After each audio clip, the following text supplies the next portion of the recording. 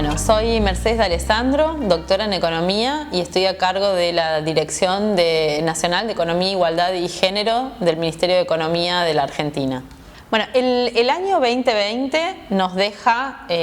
unos grandes desafíos económicos, políticos y sociales. En lo que hace la economía, creo que puso en evidencia algo que sabíamos quienes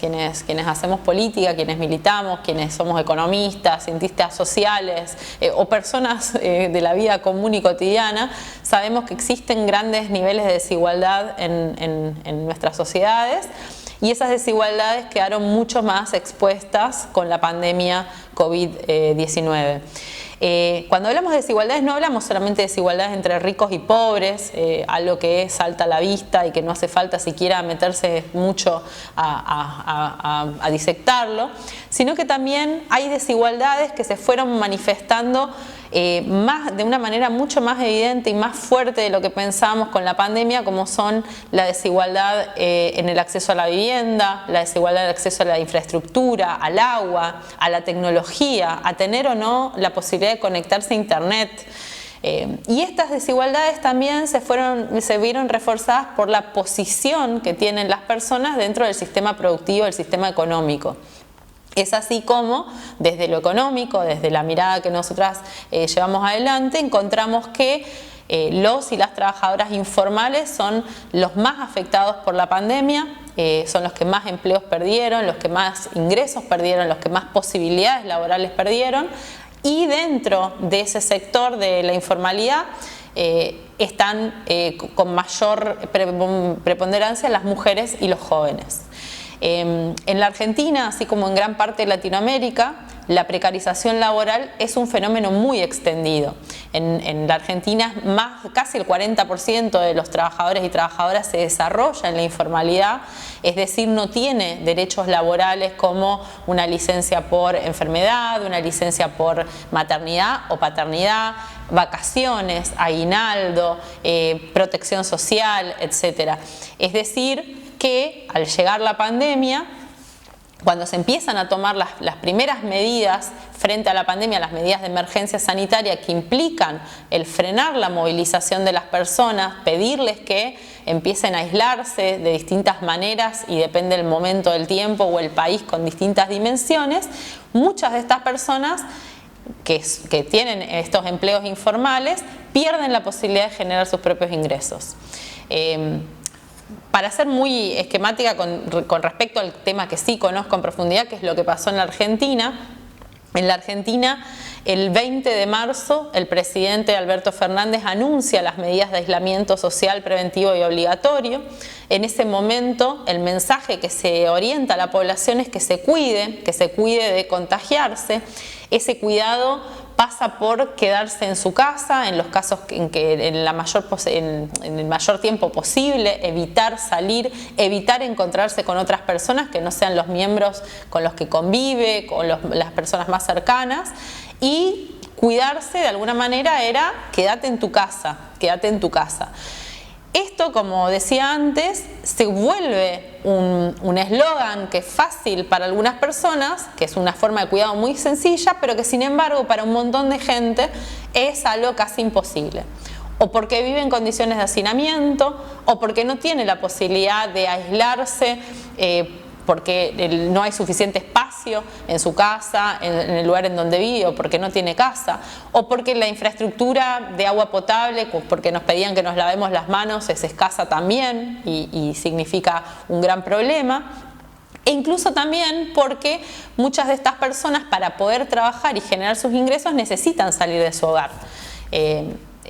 Una trabajadora doméstica del servicio doméstico, para poder ir a limpiar una casa o cuidar a los chicos o cocinar en una casa ajena, tiene que salir de su hogar, tiene que probablemente tomarse un tren o un colectivo, desplazarse hacia otro lugar de la ciudad en donde va a ejercer su trabajo y luego volver a su casa.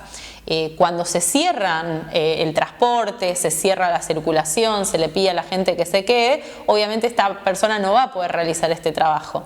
Esta persona en la Argentina es una de cada 5 de las mujeres ocupadas, es decir, una de cada 5 mujeres hoy en la Argentina trabaja como empleada doméstica. Y no solo eso, sino que el 76% de estas mujeres trabajan en condiciones de informalidad, en las condiciones que describía previamente, es decir, no tienen ningún derecho laboral.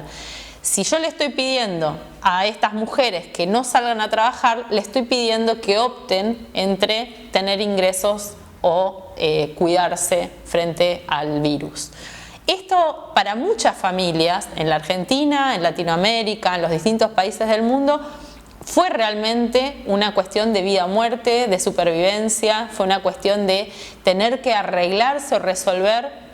con lo que tenían a mano y muchas veces fue con las redes sociales, con las redes sociales, digo sociales no el Facebook, el Twitter, eso, sino las redes de articulación social en los barrios, en las organizaciones territoriales, incluso en la iglesia, es decir, todos los segmentos que se fueron articulando para poder dar respuestas y que las personas puedan mantenerse cuidadas y quedadas en su casa, pero sin embargo no perder el acceso al alimento, no perder el acceso a los servicios básicos, no perder el acceso a medicamentos o algún tratamiento médico que estuvieran llevando adelante y poder de esta manera subsistir.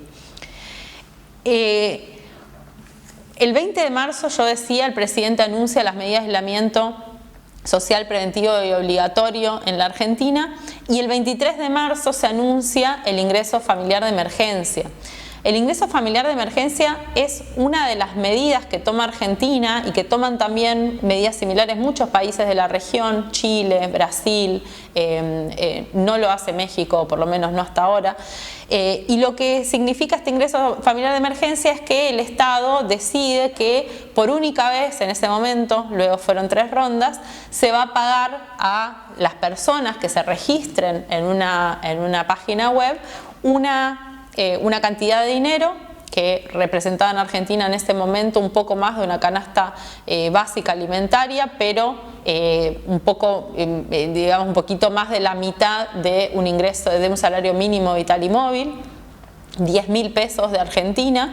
y esos 10.000 pesos eran para hacer frente a estas necesidades que iban a surgir por el hecho de no poder salir de sus hogares y generar esos ingresos para estos trabajadores informales. Es decir, el ingreso familiar de emergencia estaba orientado específicamente a aquellos trabajadoras y trabajadores que no tenían un empleo en relación de dependencia, un empleo formal, un sueldo que cobrar todos los meses y cuyos ingresos se veían reducidos o eliminados por las medidas de aislamiento que se toman en ese momento. Y cuando digo las fechas, lo digo para mostrar que hay una respuesta muy rápida a el pedido que se hace de quédate en tu casa, la situación que enfrentan los trabajadores que no pueden salir de su casa. Yo mencioné las trabajadoras de casas particulares, pero también podríamos decir un taxista, un plomero, un gasista, una persona que vende en la calle, un vendedor o vendedora ambulante. Es decir, hay muchísimas actividades que viven de la circulación, que viven de salir del hogar y que necesitan salir para poder realizarse y que entonces pierden estas posibilidades. Y cuando se anuncia el ingreso familiar de emergencia, en la Argentina tuvimos también una medida de la desesperación de ese momento. Argentina tiene alrededor de 44 millones de habitantes. Para el ingreso familiar de emergencia se anotaron 12 millones. Esos 12 millones se anotaron en poco más de una semana, es decir, la desesperación o la necesidad que había en ese momento fue tan grande que, bueno, las páginas web obviamente se caían, el sitio se colapsaba, etc. Era una medida que estaba orientada a 4 millones de personas y que terminan entrando en el ingreso familiar de emergencia 8,9 millones de personas en la Argentina. Es decir, casi un 20% de la población de Argentina recibió esa asistencia del Estado que está orientada a sectores informales. Como nosotras sabíamos que dentro de la informalidad las mujeres están sobre representadas, ¿sí? Las mujeres tienen mayores niveles de desempleo, mayores niveles de precarización laboral, menores salarios, son más pobres. Entonces, cuando se empezó a diseñar el ingreso familiar de emergencia, una de las cuestiones que pusimos como centrales era que teníamos que lograr incluir a estas trabajadoras de casas particulares, a estas trabajadoras domésticas. Y justamente el problema era que hay un pequeño sector de estas trabajadoras que tiene un empleo registrado y que entonces hubiese quedado fuera. Pero por cómo está armado el sistema, que quizás se registran por un par de horas, pero la mayoría de las horas están no registradas, muchas quizás hubiesen quedado fuera por cobrar 1.000, 2.000 pesos de Argentina y hubiesen quedado fuera de cobrar estos 10.000. Entonces, cuando hablamos de políticas con perspectiva de género, el ingreso familiar de emergencia es una de las que mencionamos porque dentro de la reglamentación de esta medida pusimos como única excepción de empleo formal a las trabajadoras de casas particulares y porque además sabíamos que como las mujeres estaban sobre representadas en las filas de la informalidad, iba a haber una gran afluencia de mujeres y porque además también hay otro trabajo que es invisible, que no tiene ningún tipo de registro y que muchas veces la sociedad no la valora, que es el trabajo que hacen las amas de casa, como se les suele decir, y que también es un trabajo que sostiene a la economía y sostiene a los hogares. Redondeando un poquito esta idea, lo que quiero decir con esto es que frente a la pandemia y frente a las medidas de aislamiento hubo una serie de políticas que se pusieron en marcha. Yo menciono el ingreso familiar de emergencia porque creo que es algo que sucedió en varios países, pero además por el alcance que tuvo. El ingreso familiar de emergencia es una de las medidas de protección social más grandes de la historia de la Argentina. El antecedente que podemos mencionar es la asignación universal por hijo, que llega hoy a más de 4,5 millones de niñas y niñas y que se está extendiendo un poco más para alcanzar a todos aquellos que estaban desprotegidos. El ingreso familiar de emergencia fue una respuesta quizás la más rápida al problema que generaba el aislamiento de las personas y además una de gran impacto porque llegó a la mayor parte de la población informal.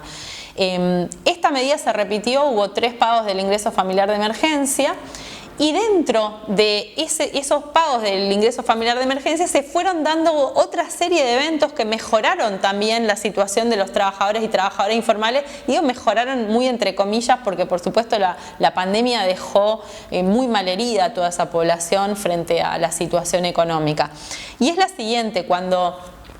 se anota la gente en esta web, que son 12 millones, que después empiezan a hacer los filtros le digo a los controles, ¿no? De si les toca o no, porque tenía que cumplir determinados requisitos las personas para recibir el ingreso familiar de emergencia. Llega el momento de pagar a estas casi 9 millones de personas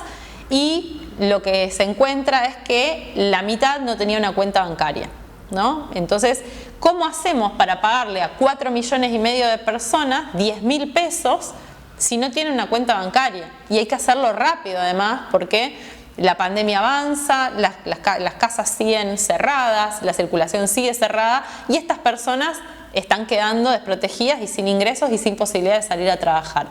De ahí se puso en marcha un operativo gigantesco que también es uno de los operativos más grandes de la historia de la Argentina en términos de bancarización de las personas. Entre abril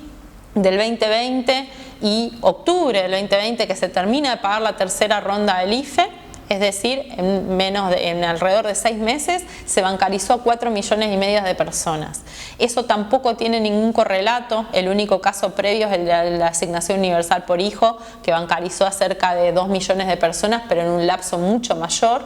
Y esto también se hizo contrarreloj. Mientras tanto, se estuvo pagando en efectivo. En efectivo implica con una logística gigantesca, en donde el Estado tuvo que salir a conseguir mandar en sobres el efectivo a los hogares, a espacios del correo argentino, mandarlos a cajeros.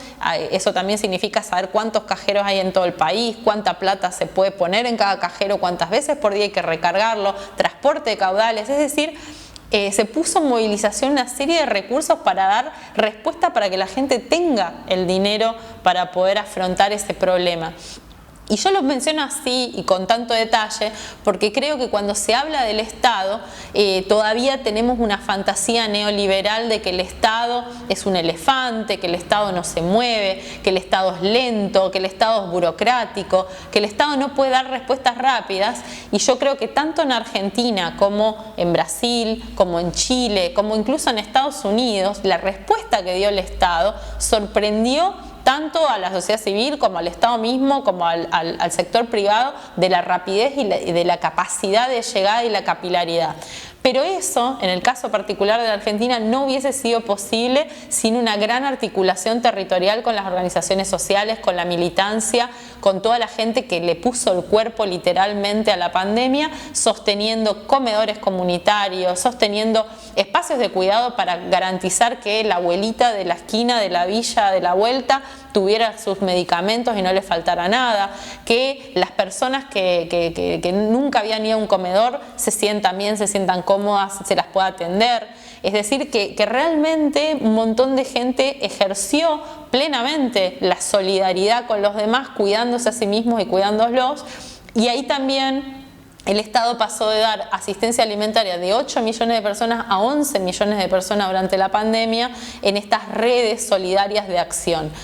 Y otra vez acá, y digo porque la charla que yo tengo que dar es sobre perspectiva de género y pareciera que no estoy hablando de las mujeres, pero creo que las mujeres aparecen todo el tiempo. Cuando hablamos de los comedores que sostuvieron esta asistencia alimentaria que el Estado llevó a estos hogares que estaban realmente pasando privaciones, estoy hablando de mujeres. La mayor parte de los comedores populares está sostenido por mujeres que son quienes revuelven las ollas, quienes hacen las compras, quienes organizan la comida, quienes organizan las filas, atienden a las personas que se acercan. Así también son las mujeres la mayor parte del personal del sistema de salud, que fueron quienes estuvieron desde que empezó la pandemia hasta este momento en el que estamos hablando, atendiendo, sosteniendo y cuidando a las personas que se acercaban al sistema de salud, sea por algún caso de COVID o por alguna otra enfermedad. 8 de cada 10 personas del sistema de salud en la Argentina son mujeres. Son también las maestras que sostuvieron las clases a pesar de todos los inconvenientes que hubo en formatos virtuales, que tuvieron que adaptar contenidos, tiempos, procesos, sus propias, formarse ellas mismas. Y hablo en femenino porque también en el personal de las escuelas 8 de cada 10 personas, en el sector de enseñanza, 8 de cada 10 personas son mujeres. Y no solo eso, sino que además el quédate en tu casa, el cuidate, el no salgas, las medidas de aislamiento significaron el cierre de un montón de actividades productivas, y entre esas actividades productivas estuvieron también cerradas los jardines que cuidan a niños y niñas, a bebés, a personas que tienen alguna necesidad por discapacidad, por enfermedad. Se estuvieron cerradas también las escuelas, y esto generó que niños, niñas y adolescentes pasen en sus hogares la mayor parte del tiempo, si no es todo el día. Y esto tiene una carga muy importante para los hogares, porque estos niños que en situaciones normales estarían en la escuela, jugando en la plaza con los amigos, en algún jardín, en la colonia de vacaciones, o paseando el perro, o charlando con la vecina, hoy están en los hogares y están demandando la atención de su familia, estaban teniendo que conectarse para tomar las clases o mirar algún programa de televisión en donde estaban dándose las clases, y esto también demandaba de que los padres estuvieran atendiéndolos con las distintas demandas que tienen los niños en su ciclo de vida. No es lo mismo, por supuesto, un bebé de 3 meses y sus demandas que un joven de 14 años que tiene un grado mayor de autonomía. Pero lo cierto es que dentro de los hogares estas dinámicas, en la Argentina por lo menos, duraron todo el ciclo lectivo, es decir, desde marzo a diciembre, todo el ciclo lectivo las clases se hicieron de manera remota, y esto significó que los chicos estuvieran en los hogares. Y para muchos padres y madres esto significó una carga extra en las tareas de cuidado. Esto significó también, sobre todo para las mujeres, una imposibilidad muy grande de sostener su trabajo, sea de manera presencial o de manera remota, y esto tiene un impacto gigantesco sobre las posibilidades laborales de las mujeres y también de los varones, que dentro de un ratito voy a retomar. Pero entonces, cerrando la cuestión de la pandemia, en principio, la pandemia generó una transformación gigantesca en la forma en la que se organiza la economía, un shock, dirían los economistas, del lado de la oferta y del lado de la demanda. Del lado de la oferta porque se cerraron las unidades productivas, y del lado de la demanda porque al cerrarse la circulación también se cerró la posibilidad de comprar cosas, ¿no? Un dato que me parece que es muy ilustrativo de ese shock de oferta es que durante todo el mes de abril, que fue el mes más cerrado de la cuarentena en la Argentina, no se produjo ninguna unidad de automóvil, ¿no? Es decir, no se produjo un solo auto en todo el mes de abril. Eso es algo que no ocurrió en la historia de nuestro país en ningún momento desde que empezó a haber fábricas automotrices. Eso nos da un poco la magnitud de lo que fue el cierre. Por supuesto, la caída en el transporte, en el uso, se veían los indicadores de energía. Nosotros revisábamos los indicadores de la actividad económica, que no son solamente el crecimiento del PBI o del indicador mensual de actividad económica, sino que también es el uso de la energía, el uso del transporte, los movimientos que hacen las personas, ¿no?, para desplazarse, que generan toda esa actividad económica. Bueno, todo eso estaba planchado. Lo que nunca estuvo planchado en toda la pandemia, de punta a punta, es lo que desde la economía feminista llamamos la economía de los cuidados. No estuvo planchado, por el contrario, multiplicó su trabajo el cuidado en los hogares, el cuidado de los niños, de las personas con discapacidad, de adultos mayores en los hogares, los cuidados de la salud en los hospitales, donde la mayoría son mujeres, el personal, los cuidados en los barrios, con los comedores populares, con las organizaciones sociales, en donde las mujeres son mayoría de quienes prestan estos servicios, y ahí tenemos que la economía de los cuidados estuvo más activa que nunca, aunque la narrativa general que escuchamos una y otra vez es que la economía se había planchado. Y eso es una cosa que me interesa un poco remarcar ahora acerca de cuál es el rol de los cuidados en la economía. Entonces, decía en su momento que ante la pandemia la situación económica se transformó el paisaje económico. Hay actividades económicas que quedaron muy golpeadas por la pandemia, por ejemplo, el sector turismo, la gastronomía, la cultura. Son sectores que, como trabajan o viven de que la gente se aglutine, se reúna, se encuentre, y frente a la pandemia se trató de lo contrario, se trató de separarse, de no juntarse o de juntarse en espacios que realmente sean muy grandes y aireados. Entonces estos sectores se fueron viendo muy afectados. Dentro de esos sectores afectados, nosotras encontramos también que gran parte de esos sectores afectados están feminizados. Por ejemplo, en el sector de la gastronomía hay una porción que son varones, pero la mayor parte, por ejemplo, de las personas que sirven en los hoteles o el personal del servicio de limpieza de los hoteles o de los restaurantes son mujeres. Entonces, hay varios de estos sectores que están en estas cadenas que van reforzando la idea de que en la pandemia quienes más sufren el efecto de la crisis que se genera en torno a la paralización de los sistemas productivos son las mujeres. En ese sentido, la pandemia nos deja dos desafíos muy grandes que tenemos que empezar a pensar y sobre los cuales tenemos mucho que renovar en las teorías que nosotras venimos reproduciendo y utilizando en nuestras prácticas políticas, en nuestras prácticas económicas e incluso en los programas de estudio universitarios. Dos de los temas que me parecen más relevantes atender en este momento son, por un lado, la perspectiva de género en las políticas públicas, y por el otro lado la perspectiva ambiental y de sostenibilidad del medio ambiente, que es un tema gigantesco que a mí me excede, pero que me gusta igual mencionarlo, y que creo que entre los dos son los grandes desafíos que tenemos por delante para renovar un poco los discursos, las energías y sobre todo las herramientas, porque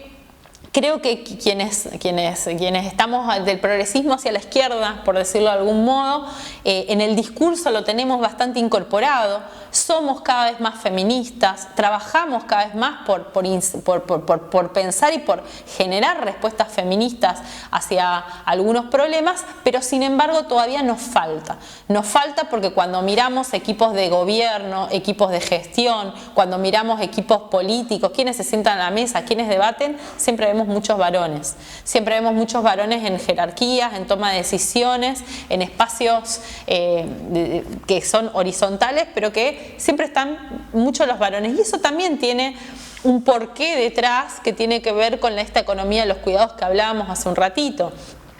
Y eso entonces va engarzado en una serie de cosas que tenemos que empezar a transformar. Pero antes de llegar a eso, que es cómo empoderamos a las mujeres para que den estos pasos, me parece que también es importante ver por qué decimos que la perspectiva de género es importante para transformar o dar respuesta a la crisis económica que está dejando el COVID a lo largo de todo el planeta. Yo decía que cuando se anuncia las medidas de aislamiento en la Argentina, la cuarentena, y esto tiene su correlato en todos los otros países, solamente cambia un poquito el grado de apertura, una de las cosas que nosotras vemos con los datos, con los indicadores, en la Argentina tenemos la encuesta permanente de hogares, que es el instrumento que nos permite hacer mediciones acerca de la actividad económica de una manera bastante rápida, con un par de meses de delay, pero bastante rápido para lo que hay. Lo que nosotras vemos es que de diciembre de 2019 a el segundo trimestre del 2020, es decir, cuando tenemos la parálisis incorporada porque se cierran todos los sectores productivos, etcétera, vemos una caída de la tasa de actividad gigantesca. Lo que se llama población económicamente activa cae 10 puntos en la Argentina. Quiere decir que 10% es la diferencia entre lo que empieza y lo que sigue. Pasamos a que de cada 6 de cada 10 personas estén trabajando, estén 5 de cada 10 personas trabajando o buscando trabajo. Y esto es un número que no tiene, no encontramos dimensión en el caso de las mujeres, que es mucha. La caída también es de 10 puntos, pero se agrava porque las mujeres quedan en nivel de participación económica histórico, es decir, no tenemos esos valores de participación económica en las mujeres de 1986 en la Argentina. ¿Qué significa esto? Que la pandemia y la paralización, cuando hacemos esta medición, nos muestra que un montón de gente se quedó en la casa, dejó de ir a trabajar o dejó de ir a buscar trabajo. Eso es lo que me muestra ese indicador de población económicamente activa. Y entonces lo que nosotros decíamos cuando teníamos este dato es: necesitamos ver el escalón siguiente, el trimestre siguiente, que es cuando abrimos un poco la economía, si esta gente que se retiró de la población económicamente activa vuelve o no. ¿Por qué digo esto? Porque los otros indicadores que solemos mirar quienes seguimos la economía son la tasa de empleo, la tasa de desempleo, la subocupación, pero eso es porque en general la población económicamente activa se mantiene más o menos estable y en todo caso va aumentando a lo largo del tiempo un poquitito, ¿no? Dentro de eso nosotros vemos la precarización, la formalidad, informalidad, el empleo, desempleo, etc. Pero la pandemia lo que hizo es modificar esa estructura y nos hizo que un montón de gente se retirara del mercado laboral, por lo menos momentáneamente. Y entonces cuando mirábamos el desempleo solamente había crecido 3 puntos. Y esto llamaba la atención frente a lo que veíamos alrededor, que eran ciudades, un país entero cerrado. Y también lo que mirábamos en países como, por ejemplo, Estados Unidos, que batió récords de desempleo y que batió récords de gente pidiendo subsidios al empleo, que tiene que ver también con una serie de medidas que se toman en Argentina, como la prohibición de los despidos, la doble indemnización, que en Estados Unidos no existen y que es un mercado laboral mucho más flexible y que por eso se deshizo tan rápidamente los trabajadores, cuando en la Argentina no sucedió eso. En el mercado formal sí sucedió en el mercado informal. Pero entonces, cuando estábamos esperando en los datos del tercer trimestre, que es cuando se empezó a abrir la economía y todos los indicadores industriales nos mostraban recuperación, los indicadores económicos mostraban que empezaba a subir, que había más energía, más uso del transporte, más uso del petróleo, etcétera, y todo el sector productivista festejaba estos brotes verdes, entre comillas, nosotros estábamos esperando esos datos de actividad, y los datos de actividad nos muestran que se recuperó 5 puntos de esa caída de 10, es decir, se recuperó a la mitad, quiere decir no volvió toda esa población que se retiró del mercado laboral todavía al mercado laboral en la Argentina. Estos datos del tercer trimestre del 2020, todavía nos falta el último para ver cómo sigue esa película, y lo que nos está mostrando además es que las mujeres vuelven mucho menos que los varones, y que dentro de las mujeres madres vuelven mucho menos que los varones o que las mujeres sin hijos. Y esto es un dato muy relevante porque nos pone frente a lo que en la economía feminista llamamos la crisis de los cuidados. Entonces, ¿qué significa la crisis de los cuidados? Desde hace mucho tiempo en la economía feminista se plantea que hay una redistribución asimétrica de las tareas de cuidado y las tareas del hogar. Son tareas que no son remuneradas, que se hacen al interior de los hogares y que se suelen asumir como tareas femeninas o que históricamente han desarrollado las mujeres. Lavar, planchar, cocinar, hacer las compras, organizar la casa, organizar toda la logística también de qué vamos a comer hoy, mañana, pasado, la semana que viene, cómo administrar el dinero para esas cosas, acompañar a los niños y niñas a la escuela, buscarlos, hacer las tareas, comprar la ropa, bañarlos, cuidar a una persona que tiene una discapacidad o algún familiar que está enfermo, acompañarlo al médico, sacar un turno. Es decir, son una serie de tareas infinitas que, como se desarrollan en el interior de los hogares, se asumen como tareas privadas, ¿no? Tareas que forman parte de la índole de lo privado, pero que además recaen sobre las mujeres. Y cuando digo recaen sobre las mujeres es que los datos que tenemos de uso del tiempo, que son los datos que suelen medir estas actividades, que para el caso de Argentina se relevaron una sola vez en el año 2013 y que esperamos que el año 2021 se pueda empezar a relevar de una manera más sistemática. Hay una ley que se pasó en el Congreso para esto. Estos datos nos muestran que las mujeres dedican 3 veces más tiempo a estas tareas que los varones. Y no solamente las mujeres dedican 3 veces más tiempo que estas tareas a estos varones, sino que en promedio son casi 7 horas diarias. Es decir, que son casi una jornada laboral extra para las personas que desarrollan estas tareas. Y además también podemos decir que incluso una mujer que trabaja full time fuera de su hogar por un sueldo, maestra, enfermera, en un comercio, en la industria textil, en lo que sea, termina sus 8 horas de trabajo, viaja en el bondi, tarda, no sé, 10 horas entre que sale de la casa y vuelve, y llega a la casa y le dedica más tiempo a cocinar, lavar, planchar y cuidar a los chicos que un varón que está completamente desempleado. Es así de desigual la estructura en la cual se reparten estas tareas, y esto, como realmente pesa en el día, una jornada de 7 horas de estas tareas domésticas y de cuidado no remunerados realmente es una segunda jornada laboral. Muchas personas, las que tienen posibilidades económicas de nivel de ingreso alto, terciarizan estas tareas, es decir, contratan a una persona que ayuda en el hogar, se le suele decir, a una trabajadora doméstica, que, como dije al principio, de manera informal y con el salario más bajo de la economía en la Argentina. Esto es algo que se replica en México, Brasil, en Chile, en todos los países latinoamericanos. Los trabajos domésticos son mal pagos y son precarios. En México, recién en el 2020 llegó al Senado una ley que regula por primera vez el trabajo de las empleadas domésticas. Pero digamos que lo que pasa con eso es que quienes pueden pagarlo contratan a alguien para que limpie, lave, cocine, planche, o contratan un delivery, o contratan una niñera o alguien que cuide, una cuidadora, y con eso ganan tiempo, ¿no? Reciben tiempo extra para sus tareas laborales, pero quienes tienen menores ingresos, las personas más pobres, en general no les queda otra que realizarlas en sí mismas, y eso significa una pobreza extra que nosotras le llamamos la pobreza de tiempo, ¿no? Es decir, que esta estructura desigual de la repartición de las tareas domésticas y de cuidados no remunerados tiene un impacto no solo sobre el tiempo que se le puede dedicar luego a las tareas pagas, al trabajo sí remunerado, sino que también tiene un impacto para las personas que no pueden directamente salir a trabajar porque tienen que hacer esto, y entonces son amas de casa forzadas o por decisión, pero que no les queda otra que quedarse a realizar estas tareas, sino que además para muchas mujeres que no pueden suplantar o contratar a alguien que realice estas tareas por ellas, se convierte en una imposibilidad de estudiar, formarse, capacitarse o incluso tener tiempo libre. Es decir, es una rutina que no termina nunca y que es un continuo de trabajos pagos y no pagos. Esto para nosotras es un eje de la desigualdad, es decir, la crisis de los cuidados, el hecho de que los cuidados, la única manera de resolverlos sean en el interior del hogar, que no haya la suficiente provisión de servicios de cuidado gratuitos y accesibles, la suficiente provisión de jardines materno-paternales, de espacios de cuidado, de guarderías, de clubes, de lugares en donde los niños y niñas puedan sociabilizar, puedan educarse, puedan estar contenidos, estimulados por personas que sean profesionales. Esto hace que sean las mujeres las que más sufran el impacto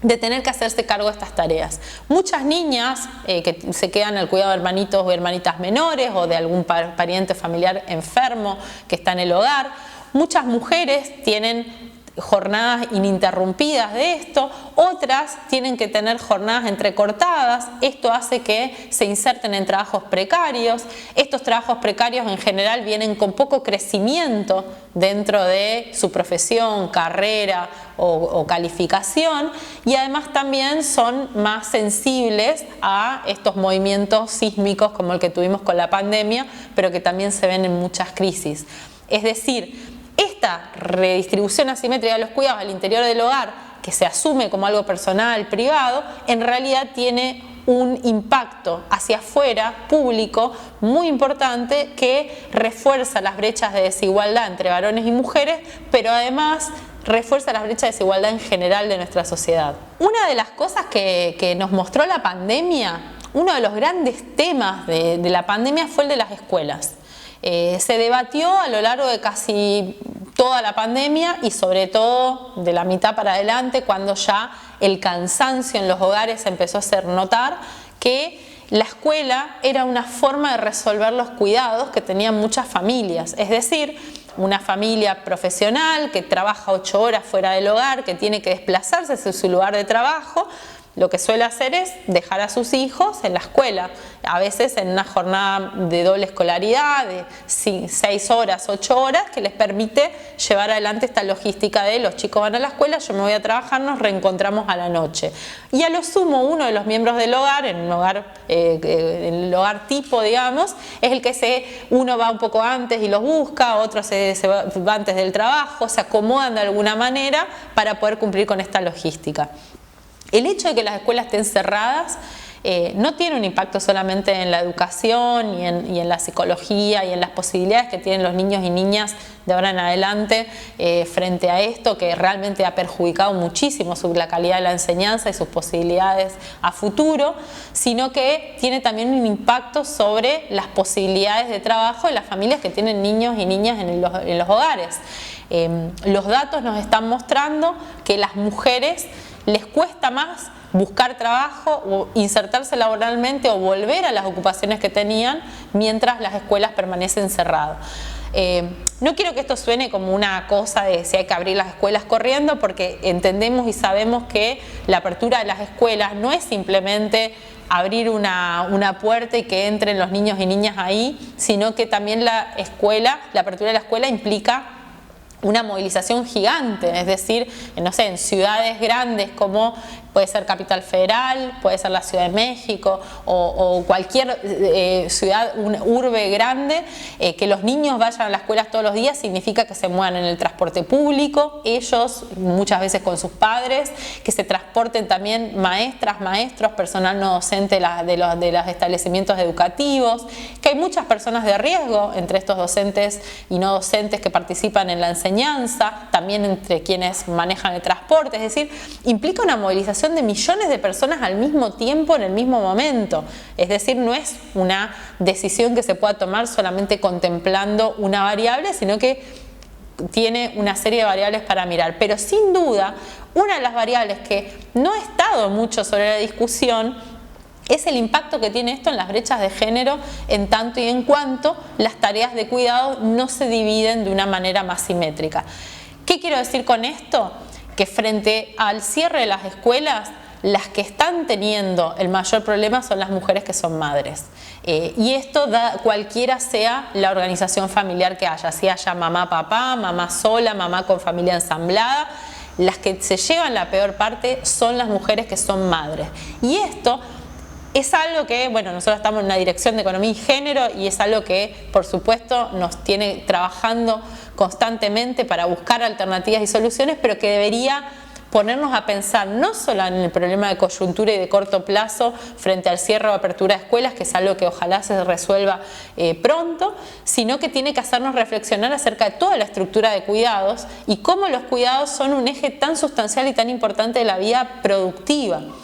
Desde la Dirección de Género nosotras publicamos un documento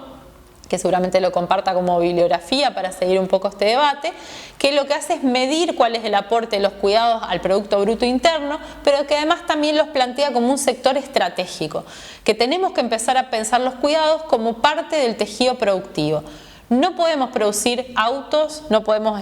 producir edificios, no podemos construir puentes, no podemos hacer escuelas y no podemos hacer nada si no hay alguien que se ocupe de que los hogares estén organizados, limpios, armados y los niños y niñas estén cuidados, atendidos y con sus necesidades básicas satisfechas. Y esto en nuestra sociedad lo realizan mayoritariamente las mujeres. Y esto es algo que para las mujeres tiene un costo gigantesco que pasa por su tiempo, por sus posibilidades de estudiar, de formarse, de trabajar e incluso de hacer política, que es con lo que hablaba hace un rato. Yo trabajo en el Ministerio de Economía. En pandemia venimos muy pocas personas y una de las cosas que siempre hablo con el equipo es quienes más venimos de manera presencial a este edificio somos las mujeres que no tenemos hijos y los varones, tengan o no tengan hijos. Los varones que tienen, no es una variable, aún en un equipo en el cual estamos hablando de estos temas constantemente. Y esto es algo que pasa en muchas cosas. Vemos fotos de reuniones y reuniones en que son varones y varones y varones. Y nos tiene que llamar la atención no solo porque es injusto que las mujeres, que somos la mitad de la población mundial y que tenemos además mayores niveles educativos, mayores niveles de formación y trabajamos a la par que ellos, no estemos en las mesas de decisión, sino porque además necesitamos incorporar también estas vivencias. Estas vivencias, quiero decir, las necesidades de los tiempos que tenemos que tener para cuidados, y feminizar la política también pasa por ahí. Pasa por entender que en la vida cotidiana hay un montón de demandas y que muchas de esas demandas pasan por cuidar los hogares y cuidar lo que pasa ahí, y que eso es fundamental para que la sociedad crezca bien, sana, y que además tengamos igualdad, no solamente igualdad de género, sino igualdad en general. Un hogar en donde hoy hay dos ingresos y la mujer se tiene que retirar del mercado laboral para cuidar y pierde ese ingreso, es un hogar que va a ser más pobre. Es una familia que va a estar perdiendo poder adquisitivo, es un niño o niña que se está quizás entrando en la pobreza y es un problema que tenemos hacia futuro. Es también una mujer que está dejando de pagar sus aportes para poder tener una jubilación en el futuro, y es algo que el Estado, por lo menos en Argentina, que tiene moratorias y cubre eso, va a tener que gastar más adelante. Es decir, no cierra por ningún lado, no cierra en términos económicos, no cierra en términos sociales, no cierra en términos del mundo que creo que la mayoría queremos para adelante. ¿Qué podemos sacar de esto? La economía, por más que muchas veces pensemos que solamente se trata de bonos, deuda, tipo de cambio, el dólar, las brechas cambiarias, el mercado del comercio internacional, que obviamente la economía se trata de todo eso, la economía también es cómo nos organizamos socialmente para producir. Y dentro de eso que producimos y reproducimos la vida, producimos y reproducimos relaciones sociales que van más allá de una ganancia económica. Y ahí es donde creo que tenemos un gran desafío, y por eso decía que la perspectiva de género y la perspectiva ambiental tienen que sumar en nuestras ideas acerca del futuro, y tienen que ayudarnos porque nos tienen que sacar del foco en el cual años y décadas, diría yo, de economía neoliberal nos ha querido correr el marco de la discusión y llevarnos a su cancha, y pareciera que todo lo que hacemos tiene que ser eficiente, tiene que ser rendidor, y la manera de mostrarlo es en dinero o es en crecimiento económico. ¿De qué nos sirve mostrar indicadores de crecimiento económico si lo que tenemos por debajo es destrucción del medio ambiente o empeoramiento de las condiciones de vida? Ahí tenemos muchas cosas que tenemos que replantearnos. Y para cerrar, me gustaría decir que creo que la pandemia, si bien ha sido una tragedia para gran parte de la humanidad, se han perdido muchísimas vidas, hay muchas personas que han perdido a seres queridos, hay muchas personas que han perdido sus fuentes de ingresos, sus fuentes laborales, que le ha cambiado la vida por completo. Tiene que realmente ser esta oportunidad que creo que mantenemos cierta ilusión de que en algún momento realmente suceda un cambio de mentalidad, un cambio de forma de pensar. Pero creo que esa forma de pensar ya la venimos construyendo hace tiempo, que es el momento de cambiar la forma en la que actuamos, es el momento de cambiar las herramientas con las que trabajamos, y creo que en ese sentido tenemos que darnos el espacio de producir herramientas de cambio social. Tenemos muchos caminos a disposición, desde la militancia en los barrios, en las universidades, en el lugar en donde uno esté, hasta la gestión pública o incluso en el sector privado, en los vínculos y diálogos que podamos establecer. Creo que no nos podemos dar el lujo de dejar pasar esto. La pandemia no solo nos puso en evidencia las desigualdades, sino que las está amplificando. Las está amplificando, y si no hacemos algo para detener eso, no se va a detener por sí solo. Y ahí es donde creo que por lo menos en Argentina hemos dado algunos pasos que son importantes. Para mí, yo presenté el problema, bueno, lo que hicimos con el ingreso familiar de emergencia, pero también ha salido la ley del impuesto a las grandes fortunas, se ha hecho el programa Asistencia al Trabajo y la Producción, que es un programa que asistió a las empresas para que no despidan trabajadores, para que se sostengan produciendo, para que no se murieran directamente en la pandemia y se perdiera tejido productivo, pero todo eso no alcanza si no lo vemos en un largo plazo, si no nos lo planteamos como un objetivo, un horizonte, un hacia dónde. Creo que lo que está en disputa de alguna manera no es tanto el pensar hacia dónde, porque creo que quienes venimos militando, trabajando, construyendo, diagnosticando y pensando desde el progresismo hacia la izquierda, tenemos un horizonte más o menos claro, con algunos matices. Lo que creo es que es la hora de tomar las herramientas que tenemos en nuestras manos y poder llevar eso a la práctica, y ahí tenemos que ser audaces, tenemos que ir un poco más allá de lo que las estructuras en las que estamos a veces nos permiten, y jugárnoslas, porque no hay mucho tiempo para hacer este salto. Somos una generación que tiene una responsabilidad política y que tiene las herramientas de hacerlo, así que invito a todos y todas quienes están tomando este curso que se aprovechen de la posibilidad de interactuar, de generar lazos, nexos, ampliar la potencia y construir una salida colectiva, que es la única manera de construir que conocemos todos y todas.